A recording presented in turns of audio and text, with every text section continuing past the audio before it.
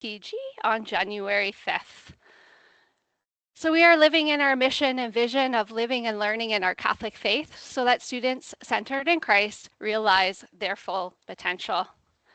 And of course, these are our district board priorities. So we have Indigenous education, well-being, student success, which is the one we will be focusing on today, and of course, faith formation is weaved throughout.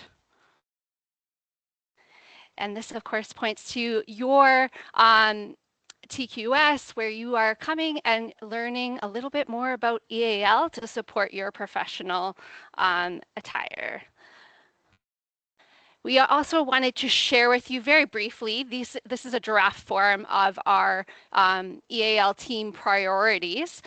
So you'll see language development through curricular content, personal and academic identity, support through culturally responsive practices, responsive teaching through ongoing planning and assessment, and equity through collective responsibility. So you might notice some of these throughout our presentation, just showing what our priorities are as we move forward as a team. And again, these are just draft.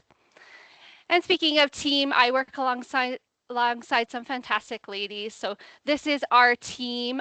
We are divisionally focused, but of course we also have our school portfolios. So you can always reach out to any of us. Our supervisor is Sonia Stapleton and our director is Holly Shealy. We are also very lucky to have 3 additional ladies on our team. They are EALDD LTs, and so you might see them out at your schools supporting those level 1 and 2 students, or also some of our level 3 students. So before we begin, if you would like, you can put it into the chat. What drink are you today? I know I am feeling, I'm feeling a refresher. I'm feeling very refreshed from the holidays. I don't think I got out of my PJs. I did a lot of puzzles.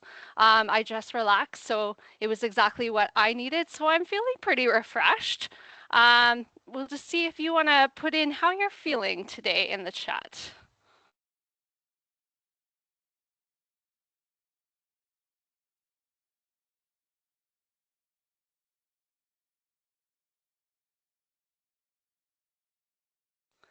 So as we move forward, today are session targets. So we're going to be looking at what are those EAL codes. So your students, you might see they have a code. What does that mean? We'll be going through kind of the registration process because it has had a little bit of a change over the couple of years. We will be looking at benchmarks and ed forms. We will be looking at characteristics of the EAL proficiency levels. Also timely, I know you probably are working on those progress reports, or if not, they probably were already due, but this is good refresher. And then some of the resources that can support you with your EAL students. Now, our next slide is a video. It is the most fantastic video. Our sound is not working. We tried to check it before. So I'm going to send you the direct link when I do our follow-up for this session. It's just a great reminder of how an EAL student would feel in the classroom. So you may have noticed some updated terminology. So EAL refers to English as an additional language. So that's when you are doing the actual programming for the student. So you will see ELL is actually the English language learner. That is the student. You will still see ESL, which is English as a second language, and those are the course codes that would be in high school. And then we also have ELD, which is English Language Development. So those are some locally developed courses. Some of them are satellite. So we have a teacher who will take some of those 1s and 2s and work with them, or else it also might be done at your school. So what does EAL mean? So EAL are your ELLs are students who speak an additional language and are not yet proficient in the English language. But it's important to note that they might actually be bilingual or multilingual students, and it's just that their English is lower than their grade level peers. So these are the English language learner codes that a student might have. So a 301, a 302, a 303, and a 640. So a 301 is a student who is foreign born, so born outside of Canada, and they will have English language needs. And of course, if they are coming from another country, they might have some cultural adjustment needs that you need to support them with. A 302 is an international student. So they are again foreign born, may have those cultural adjustment needs, and they may or may not have English language needs. Most of the time, our 302s are coming into high school situations, but you will see on occasion a 302 in elementary or junior high. A 303 is a student who is Canadian born, but they have English language needs and as well may have some cultural adjustment needs. And then we have our foreign born English speaking. So they were born outside of Canada, but they have no English language needs, but again, may have cultural adjustment needs. Notice how I have repeated myself many times on may have cultural adjustment needs.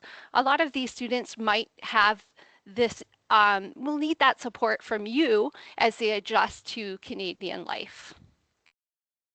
Finally, we have our 640s. So you could be a 640 and a 301. So a 640 is a refugee. And then again, that 301 is foreign born. They will have English language needs. Important to note that with a refugee, they may have experienced hardship or trauma in their journey to Canada, and they also may have some interrupted or limited formal schooling. So they might be some gaps in learning that you need to support them with. On the other side, we could have a 640 who is refugee, is foreign born, but they do not have any English language needs. So they'll have the 640, but they won't have that 301. And again, may have experienced hardship and trauma in their journey to Canada and may have some possible learning gaps. So we're going to play a little game. Can you guess who? You can tell I've been playing games with my nephew all Christmas, so I had to pull out a game. So I'm going to give you a profile of a student, and this is an actual student in our district. And if you could type in the chat what code you think they are. So again, there's a 301 foreign born, 303 Canadian born, 640 is your refugee. So I'm going to get started. Make sure you have your chat ready, and we will be monitoring to see. So here is a first student. I am in grade 10. I am from Shanghai, China. My parents are factory workers. Public school is horrible. My parents pay for me to stay and homestay in Canada for a better education. I am lonely, depressed, and hate Canada. So do you think it's a 301, a 303, a 302, a 640, maybe possibly two codes?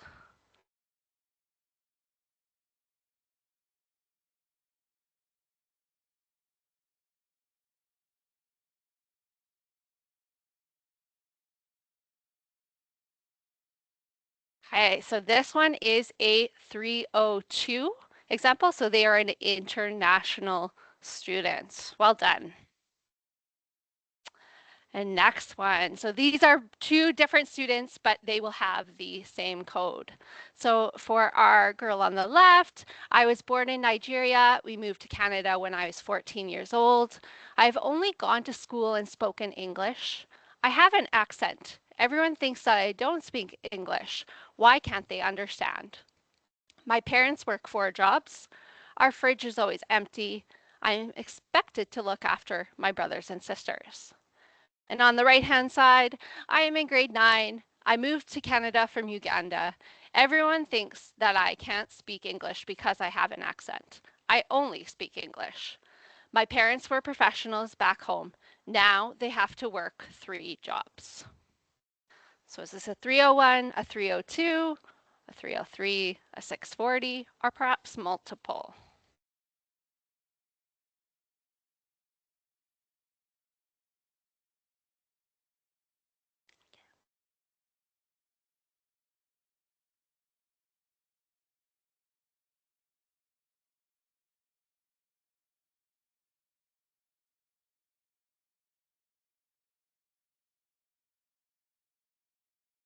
All right, so this one is a foreign-born English speaker example. So again, they won't come with a code because they are English speaking, but may have those cultural adjustment needs that you need to support the student with.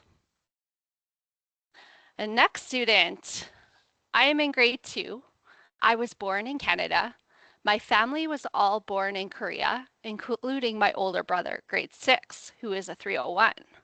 My family only speaks Korean at home, and that is my first language. So this is a 301, a 302, a 303, a 640, or multiple codes.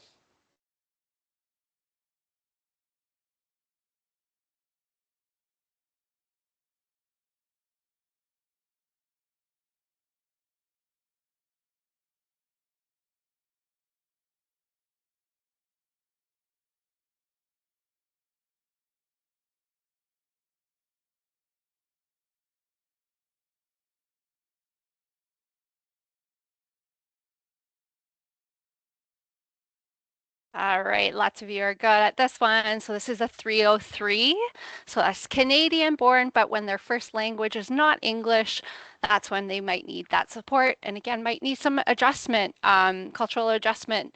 Obviously with this little guy, his brother, his whole family was born in Korea, but he was born here, right? So that adjustment. Okay, this is our second last one. I was born in Sudan. My father was killed in the war. My mother, siblings, and I are refugees. I have never been to school. We moved to Canada when I was 14 years old. I am in grade 8. So is this a 301, a 302, a 303, a 640, or maybe multiple codes?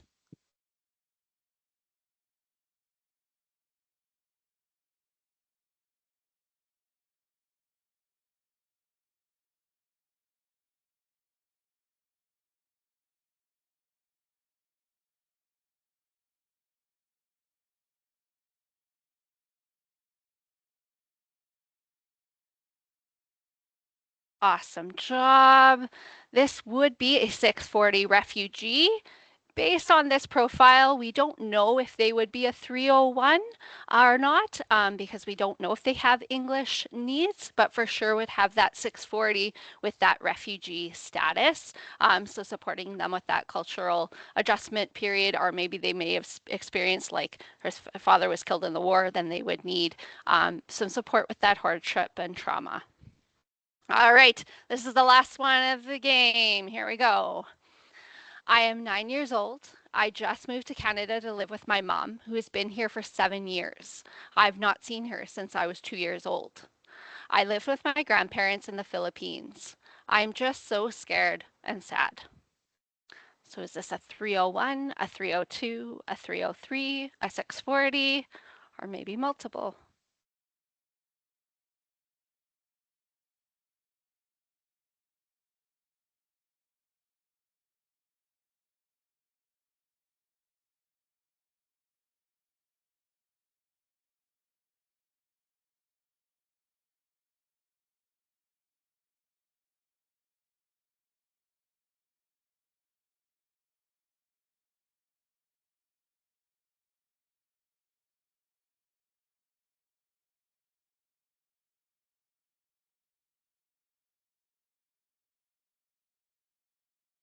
All right, so this one is an example of a 301. So they are foreign born and they have English language needs, so they will need that support. We are seeing quite a few that are putting a 302. So just to clarify, a 302 is a special program, an international program. We actually have an international department where they would come through that department to specifically be in that 302 designation. So that's different than like a 301 who is just a foreign born that comes to Canada. So just wanted to clarify that. Thank you for bringing that up in the chat. And thank you for your participation in our Guess Who game. I'm going to move now to the EAL registration process. So this has had a little bit of a change. So this is great for you to know as a teacher. So any refugee families, so again, that 640 code, they will come to the St. John's Center in Kensington, and they will have a intake meeting with our team, and they will do all of the process will happen at St. John. Any other families, so those foreign born, will actually come directly to your school. So you get to be the first place to welcome them into Canada. And so once they come to your school, someone, it could be yourself as a teacher or maybe a CT, will complete a speaking assessment. And so we have these different speaking assessments. That will give a idea of what level of proficiency that student is at, and these are based on the different grade levels. If they achieve a level 3 or higher on that assessment, then they will be given something called the Global English Assessment, and it's an online program that looks at those different strands of the benchmark and will give them a starting level to begin with their proficiency. And so this is kind of the process that would happen at the schools. Same kind of idea will happen with the refugee families. It's just that it's a little bit more complicated. So our St. John team supports with that right here. But these are also uploaded onto EdForm. So if you're looking and you want to see how that student did, you could take a look at their initial assessment. So this leads into our, where do I find all this information? How do I know what code they are? Where are all of these different aspects and documents that will really build the story behind these students?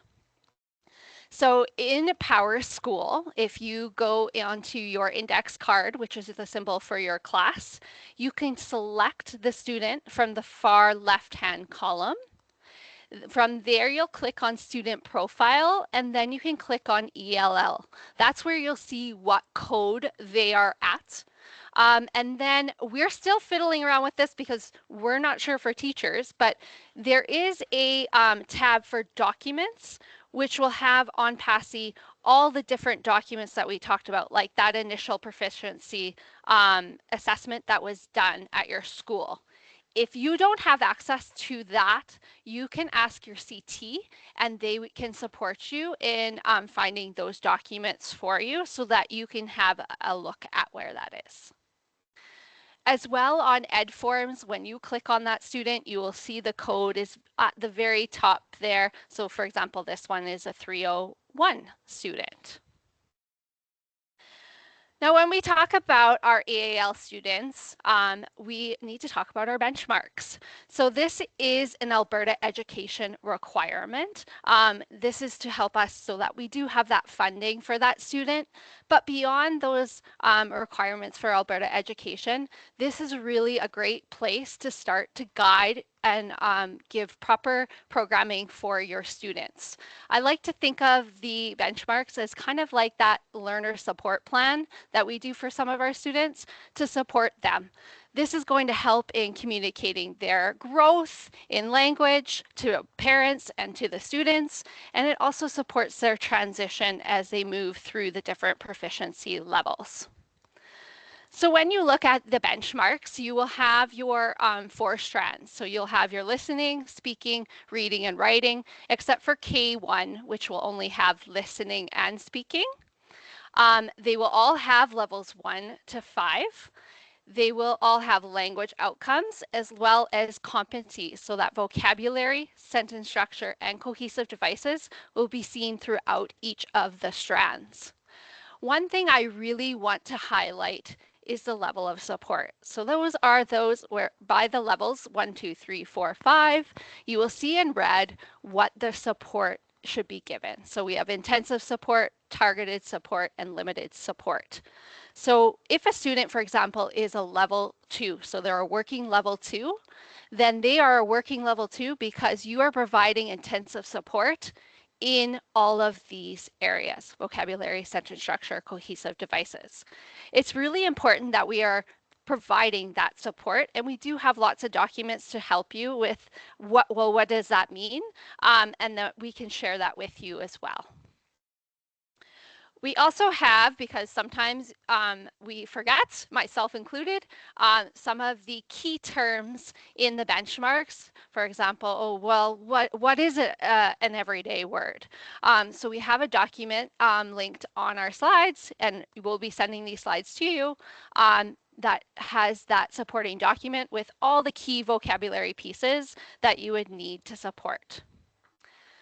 We also have linked here all the benchmarks from K to 12.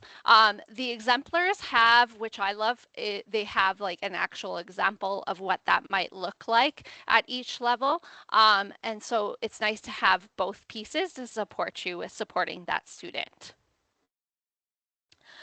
Probably one of the most common questions we get as an EAL team is the what does it mean when it's achieved versus working levels?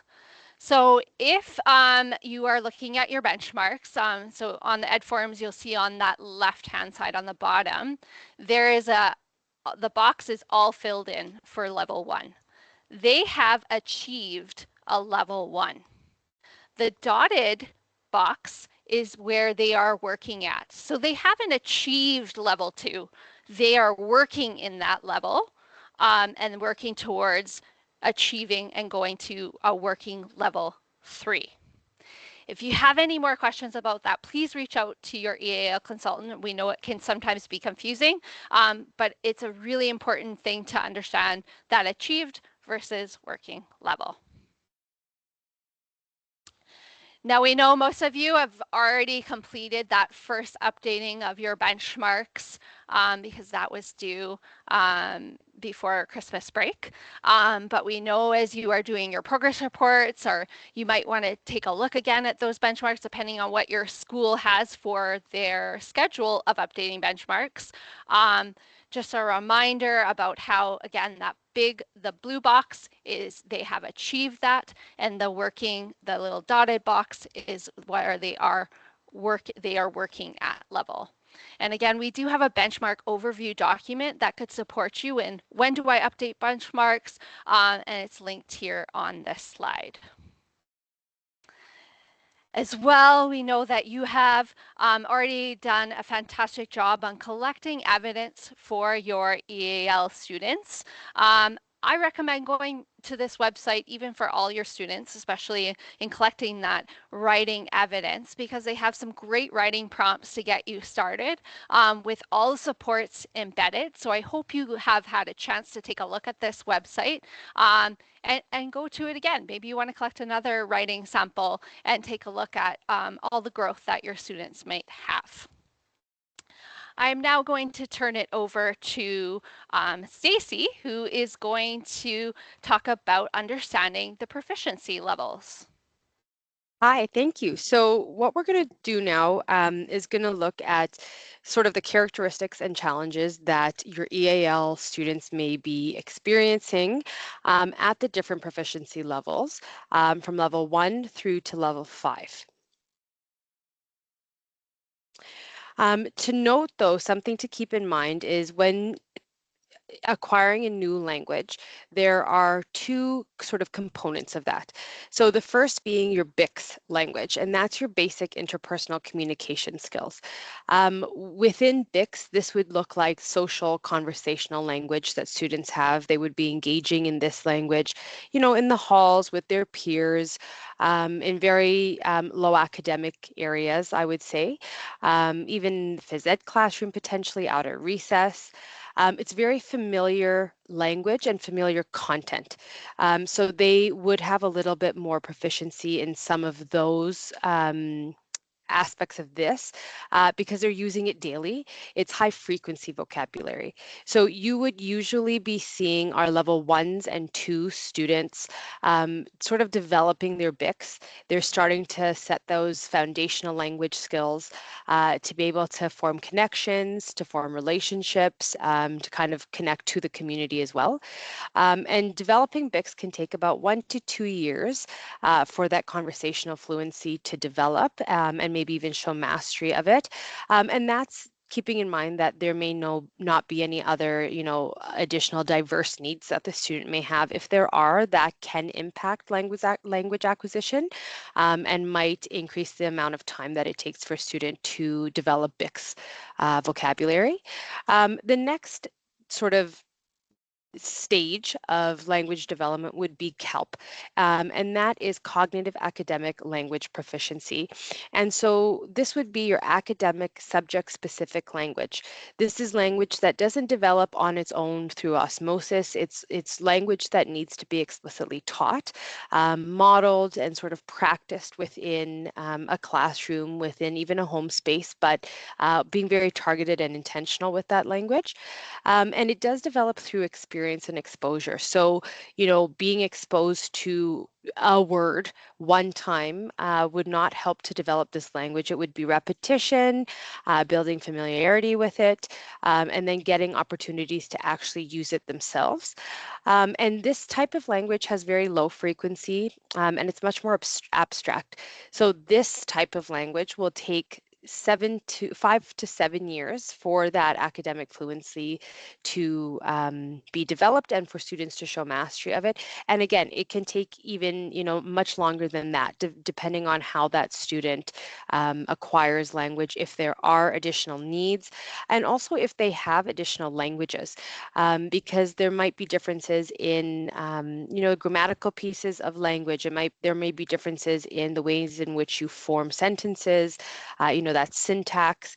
And so, there are additional pieces that could impact the time it would take for students to become fully proficient in an additional language. But usually your level 3s, 4s, and 5s are your students who would be working towards developing CALP vocabulary. So I'm going to go through now a quick sort of list of characteristics you might be seeing in your level 1s and 2s to start. After this, I'll go into the challenges that they may experience, and then we'll move into the level 3s characteristics and 4s and 5s as well. So for your level 1s and 2s, they are very new to English. They have very limited vocabulary. They are beginning to maybe use some of those foundational social language in the classroom and in school. So there may be short phrases or short words that they're communicating to you, quick hellos, how are you, and then maybe short answers to questions that you are asking as well. Usually even the sentences, the way that they are developing sentences is very, word by word right now. The verb tense might be not necessarily accurate at this time, but this is where, as teachers, we're kind of being responsive to where this learner is linguistically. And so what you would be looking for is opportunities to model that sentence structure, to provide even sentence frames that would be appropriate for students to be able to use and practice. And of course modeled by yourself first, but then practice so that they become a little bit more familiar with how to respond and what the sentence might look like.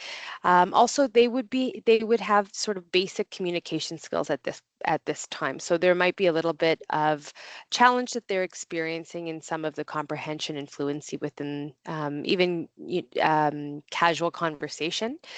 And they have a very heavy reliance on their first language, which is their L1. So students who are level 1 and 2 may be looking at using a personal dictionary. They may be using even digital tools like Translate to be able to support them in understanding what you are presenting to them or what they want to express to you. And that's perfect. That's a great way for them to be able to connect and bridge the language to information that they already know in home language, and may have very good conceptual understanding in home language, but now they need that bridge to their new language here in English. They also would have very limited reading and writing skills. Again, knowing that what the student's home language is and what they have literacy in, whether they do have literacy in their home language and to what degree, that will give you an understanding of how quickly or how easily it would be for them to start to learn some of the reading and writing skills in English. But again, that all really depends too on the student, as you know, looking at their learner profile holistically, and being able to support them with appropriately with sentence frames, with modeling as well, and different scaffolds that they may need. So here we've just outlined a few challenges again faced by the level 1 and 2 EAL students. So as I mentioned, limited vocabulary base, and that's why it's really important that we are providing opportunities where we are front loading, we're connecting, we're presenting and modeling very intentionally targeted vocabulary for those students. And not just vocabulary that they need to access the content of your classrooms or your lessons, but even that advocacy and self-help vocabulary that they may need to just engage in sharing needs, wants, and opinions within the classroom, or even daily, casually to yourself or to peers in the class. There may be a lack of contextual understanding as well, and that could be due to, you know, what has their exposure been in previous to English, but also how much English they are bringing to the classroom and how much understanding of or other background knowledge that they may have around different pieces that you are sharing in the class as well. There may be concerns, not concerns, but challenges that they are experiencing around pronunciation and spelling. As we know from one language to another, even when we're looking at literacy, spelling, and reading and writing, uh, the ways in which phonetically words are created and made in other languages may be very different than English. Even the characters themselves would be very different, looking at maybe Russian and the characters of Korean. This would be something that students might have challenge with. The pronunciation, just be mindful that, you know, with their beautiful accents that our students are bringing along with them, that may be something they carry with them always, but there might be just some small tweaks that they might themselves may over time start to adjust, just as they get a little stronger in the proficiency of English. Retention and recall may be something that might be a bit of a challenge for our students as well. Remembering and recalling newly learned vocabulary can be difficult for beginners, especially when they're also working with the cognitive load of constantly switching between two languages and then also doing those translations and trying to figure out how to process and then also share their knowledge. So, you know, they may not have developed some of those effective memory strategies quite yet for the retention. So just being mindful of that processing time. And then there might be very limited language production. So students, for a number of reasons, their proficiency is lower, and so they don't have a high level of vocabulary.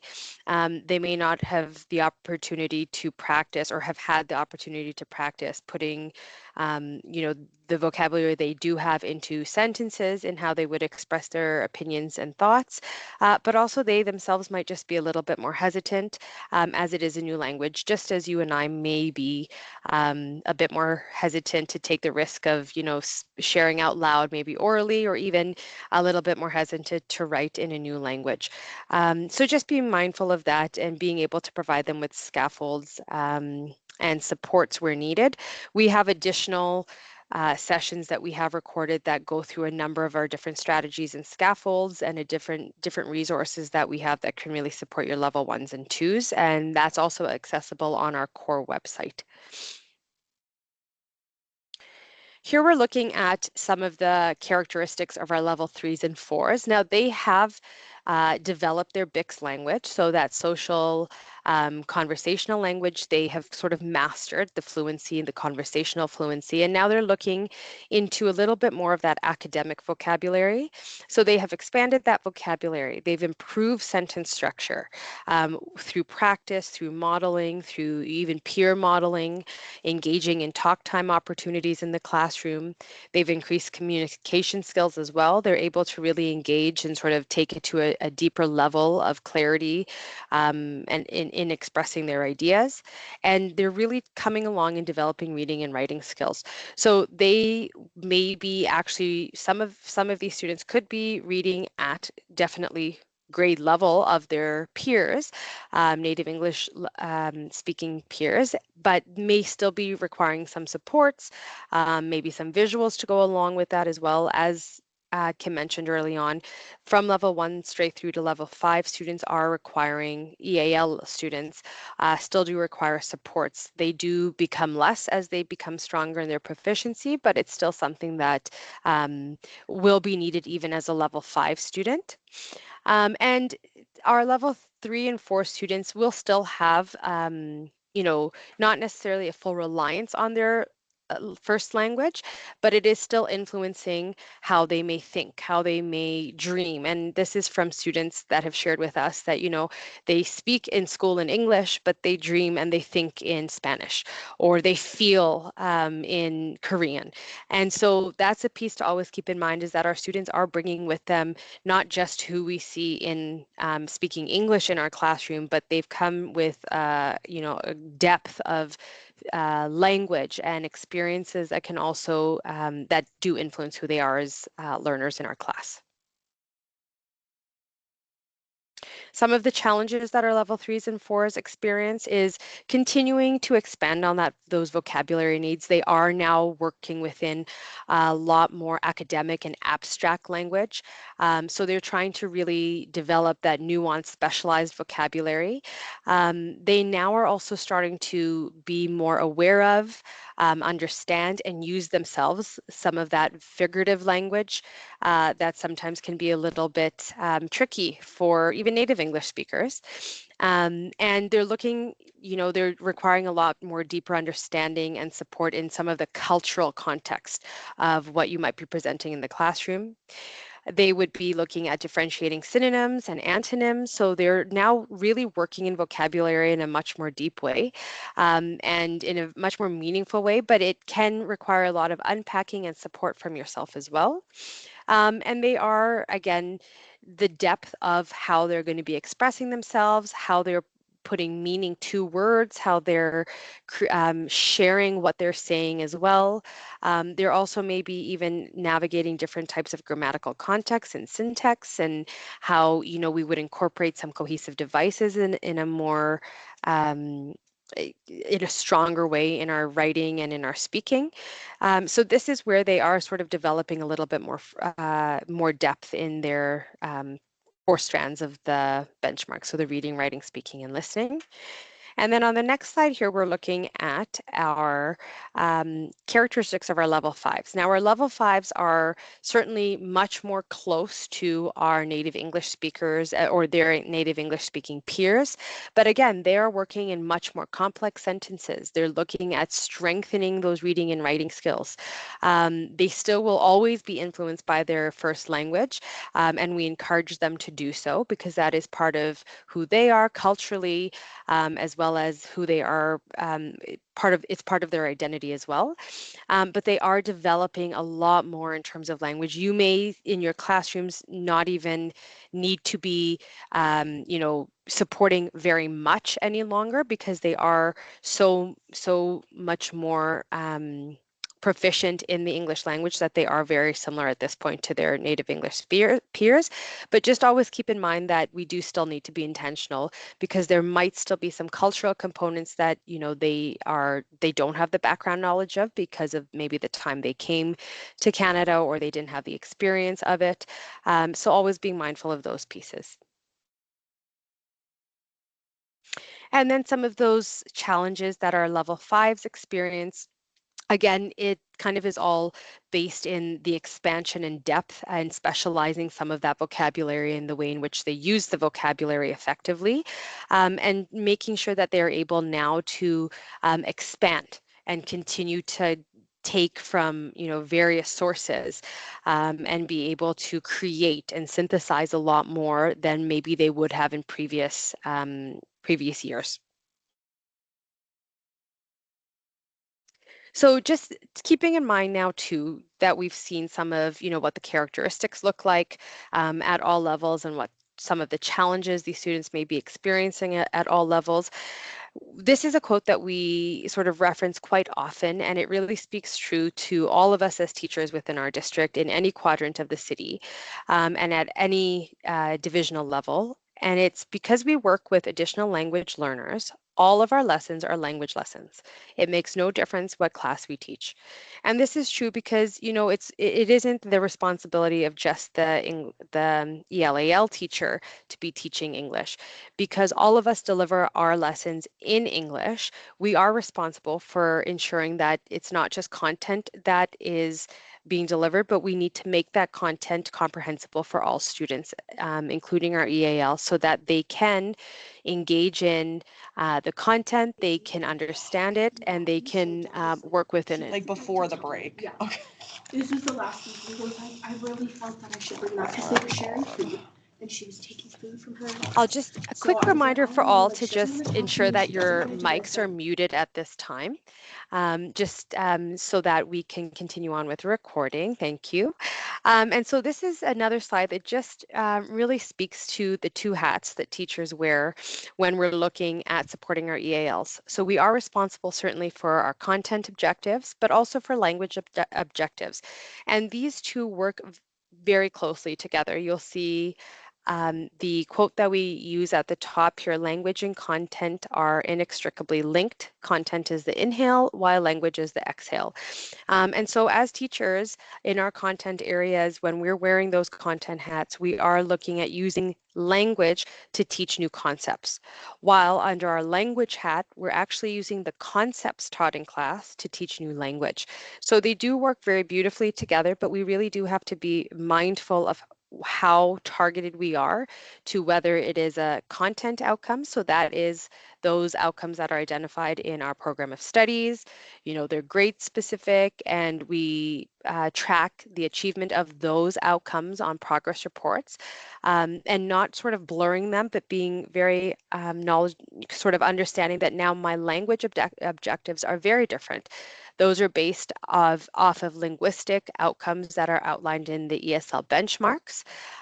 They are based on multiple year trajectories. So rather than, you know, grade 2, grade 3, grade 4, they're actually broken down into K to 1, 2 to 3, 4 to 6, 7 to 9, and then high school. And then those also are indicated achievement of how students move through those outcomes are identified by their English language proficiency level. And so between the two objectives, when we're looking at content objectives and we're wearing that hat as teachers, we're looking at what are students learning, knowing, and doing in our classroom. While when we put on our language hats, we're looking at how will students show actually what they are learning. How will they show what they know? And that's through their reading, their listening, their speaking, and writing. And so with upcoming progress reports, and as Kim mentioned, some may have already been kind of due or you're working within them right now. It's really important that as we plan and program for our students, we also keep this in mind, not just at progress report time, but at the start of every unit, at the start of every lesson, is ensuring that we have both the content and the language objective for our EALs identified. So we do want to include, for instance, the content objective. A student will, and you would select the curricular outcome you want to be targeting by doing a specific academic task that you would have scaffolded and supported based on their academic level, but also their linguistic level, but also pairing that with a language objective. So the student will, whatever the language function is that you are working on, and that's what you would pull straight out of the benchmarks within their working level, and then how you would have them do that. What are the supports that I'm going to put in place? Am I providing stems? Is there a word bank? Is there opportunities that I'm providing them with talk time? And why I mention this is because we want to really ensure that, yes, we are providing students with the support they need to build upon their language, but we also need to ensure that our EALs are not unable to access the content and not being included in the content. So we don't want our EAL students, even at a level 1, to be sort of sitting to the side, doing across, a word search or something like that that has nothing to do necessarily with the content of what you're working on in the classroom.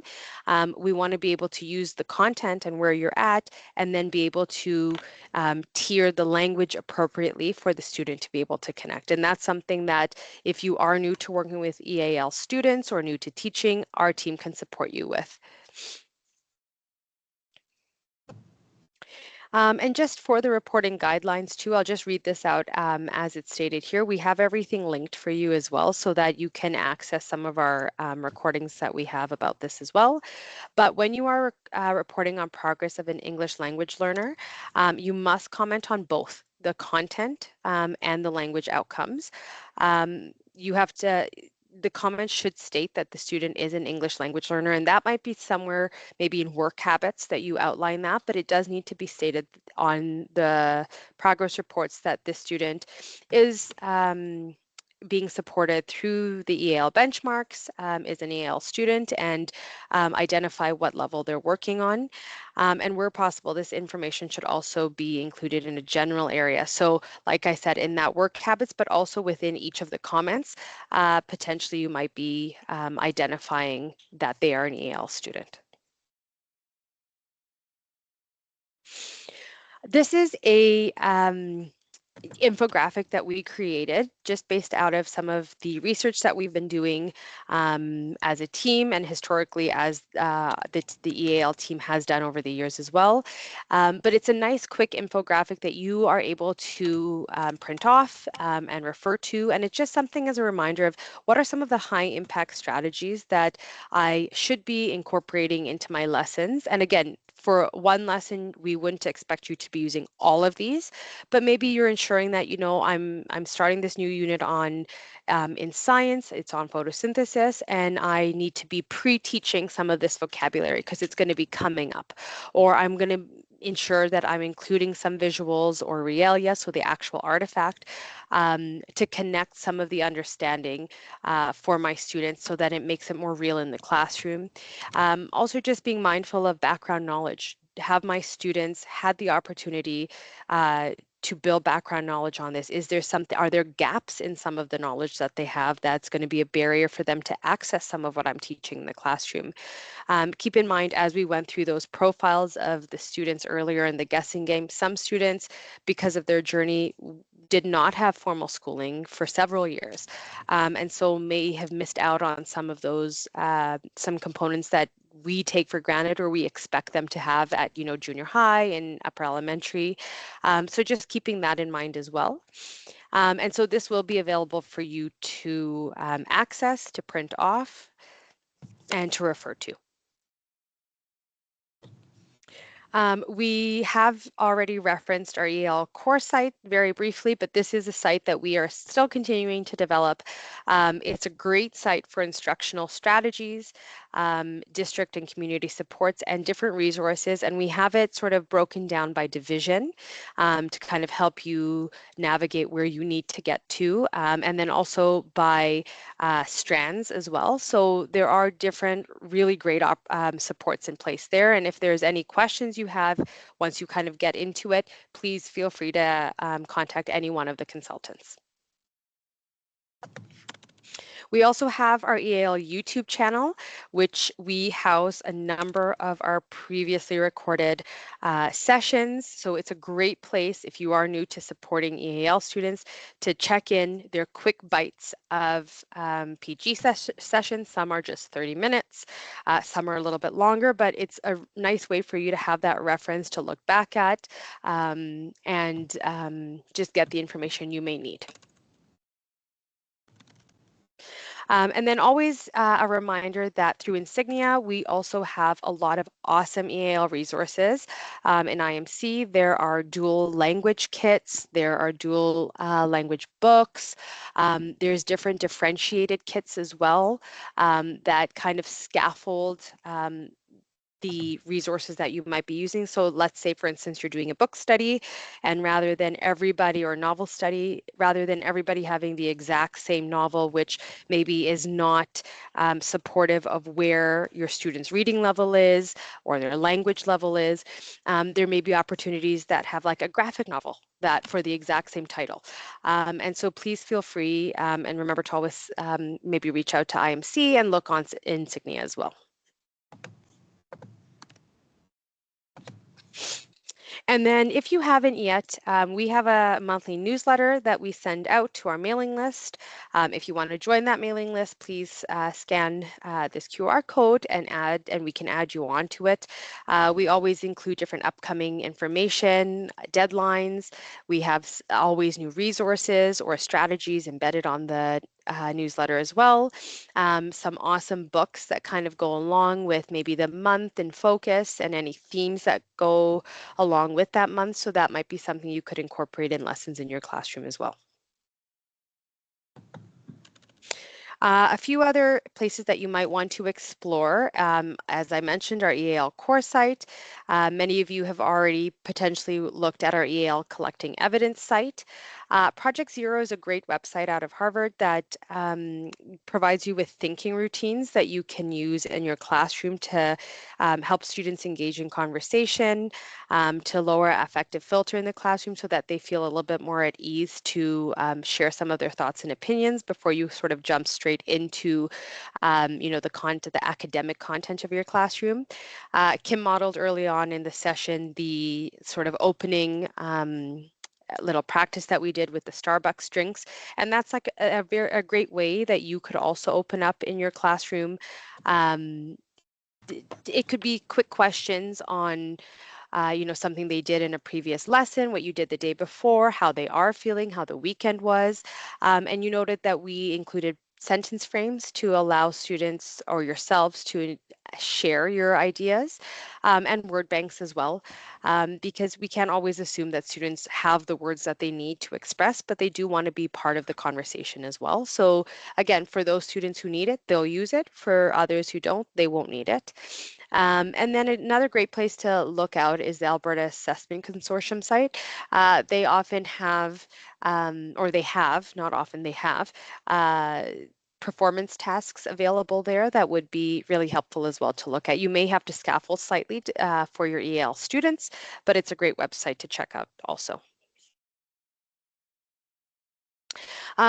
For any codes or any of our links that you need to access, everything that is hyperlinked here, you should have access to. You just have to ensure that you are logged into your Microsoft Work email account, so your CSSD account, and your Learn account to be able to access the resources. If you still, though, aren't able to access them, and you're sure you're logged in, please email one of the members of our team and we'll try to rectify that immediately or just send you the resource directly.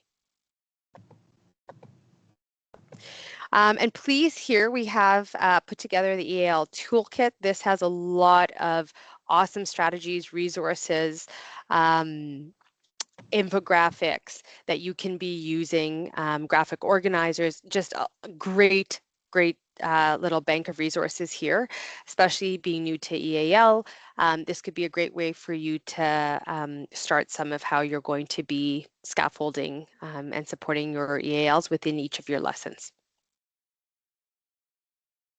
Okay, and at this time, we're going to stop our recording and we'll open the session up for any